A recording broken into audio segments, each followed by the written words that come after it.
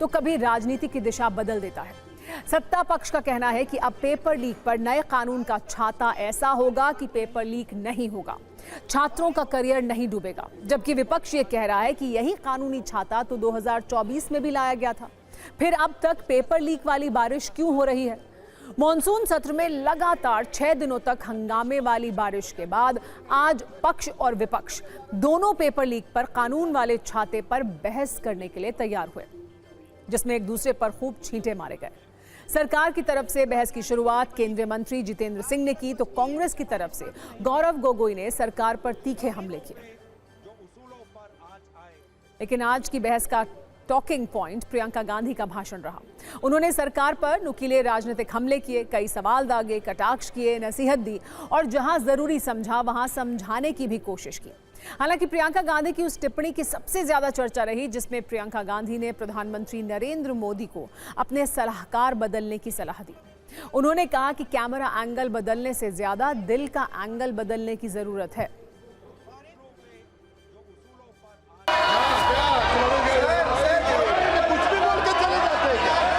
इस तरह का भाषा का इस्तेमाल ना करें। इस तरीके के सदन के पटल पर बात नहीं होनी चाहिए। उनको पहले ऑथेंटिकेट करने चाहिए सर, ऑथेंटिकेट करेंगे उसके बाद वो आगे बढ़ेंगे। This same house, Honorable Shrikant Dubey told, still that is in the record about Indira Gandhi ji. Still that is in the record. Still that is in the record. Miss information के लिए कार्रवाई करना चाहिए sir. ये क्या कुछ भी बोल के चल सकता है क्या?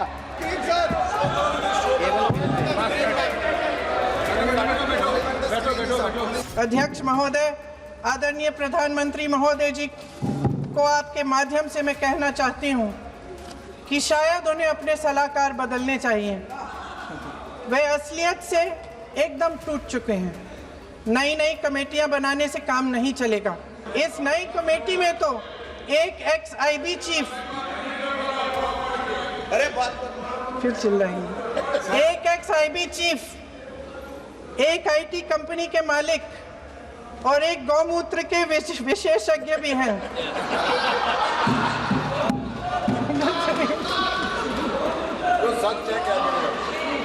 इन्हें शिक्षा के बारे में क्या पता जी?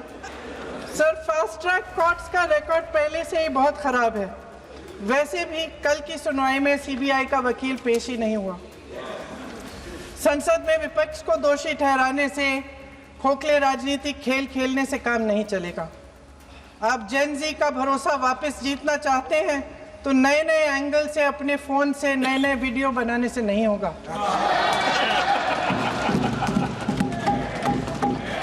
प्रधानमंत्री जी को कैमरे का एंगल नहीं, दिल का एंगल बदलना पड़ेगा। ये जेनरेशन जागरूक है, समझता है, झूठ पहचानने की उसकी अपार क्षमता है। हर लाठी जो किसी लड़की पर, किसी लड़के पर चली है, वे बच्चों की पीठ से ज्यादा सरकार की साख पर पड़ी है। हमारे एजुकेशन सिस्टम में कुछ समय से बहुत खामियां भर चुकी हैं। बच्चों पे जो प्रेशर डाला जाता है उसकी वजह से सैकड़ों बच्चों ने आत्महत्या कर डाली है। उससे भी ज्यादा बच्चे डिप्रेशन में डूब रहे हैं। परिवारों पर बच्चों को पढ़ाने लिखाने के लिए घूस, capitation fees, tuition fees, coaching fees आदि के घिनौने दबाव हैं। लोन लेने पड़ते हैं, सामान बेचना पड़ता है और उसके बावजूद कोई गारंटी नहीं कि उनके बच्चों के भविष्य मजबूत बन पाएंगे, क्योंकि बेरोजगारी चरम पे है। हमारे एजुकेशन में आरएसएस के प्रचारकों को भर भर कर उसे खोखला बना दिया है। जबरदस्ती एनटीए बनवाकर सिस्टम का केंद्रीकरण करके उसे और भी उलझा दिया। देश के कुल बजट में एजुकेशन बजट की हिस्सेदारी हर साल बढ़ाने की बजाय घटती जा रही है। हालांकि जब प्रियंका गांधी ने मौजूदा शिक्षा मंत्री प्रहलाद जोशी पर एक टिप्पणी की तो हंगामा हो गया। सत्ता पक्ष की तरफ से काउंटर किया गया। किरण रिजिजू ने इसे एक्सपंज करने की मांग की। इस पर दोनों पक्षों ने हंगामा किया, लेकिन थोड़ी देर बाद मामला शांत हुआ तो फिर प्रियंका गांधी ने चुन चुनकर हमले किए। एक बार सुनिए प्रियंका गांधी ने क्या क्या कहा, फिर संसद की आगे की कहानी भी आपको बताएंगे। प्रधानमंत्री महोदय जी ने नया शिक्षा मंत्री चुना। एक ऐसे व्यक्ति को इस पद पर आसीन किया जिसने एक गर्भवती महिला के बलात्कारियों की रिहाई पर अपनी सहमति व्यक्त की, खुशी जताई। देश की करोड़ों लड़कियों को प्रधानमंत्री जी ने इससे क्या संदेश दिया? सर, अखबारों में है, अखबार में नहीं। मेरा कुछ भी बोल के चले जाते हैं क्या?